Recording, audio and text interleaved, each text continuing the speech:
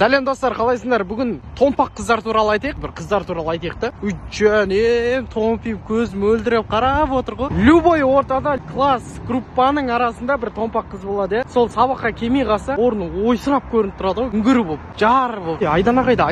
Қайдана? Томпақ айдана ше. Еще ондай томпақ қыздардың қасында постоянно бір подругасы болады. Арықтау келген. Şu сірейші кішкене. Өз томпақтар бір ақ көңіл болады ғой. Ашық жарқын подругасы оны дүздеп жүреді да. Саламатсыз ба? Бізге 3 пирожки бересің? Жынысың ба? Екеу алсай семіріп баратсың ғой итаки. Мына ақ көйлектің 42-ші размері бар ма? Жынысың ба? Қарасын алсай ақ толқып көрсетеді ғой. Томпақ қыздардың қасында жүрсең, вообще қарның ашпайды ғой. Мен лагман жеймін, сен не жейсің деп. Осы томпақтар сендер энергияны қақтан аласыңдар. 5 сабақ бойы есеп шығарып, кесте толтырып, лекция жазып, 6-шы сабақта балдармен бірге футбол ойнап жүрсіңдер ғой. Байқасаңдар, томпақ қыздарда вообще комплекс болмайды ғой. Одан енді прикол істесең, өзіңе егесек қайтарып ренжітіп қояды ғой адам. Денелі томпақтар болады ғой, бір здоровый ше. Денесіне қарамайды. Күзгі бал, жаңа жыл дегендерде бірінші болып қатысады. Осы томпақ қыздар сендер не үшін боянасыңдар? Таңғаламын мен соған.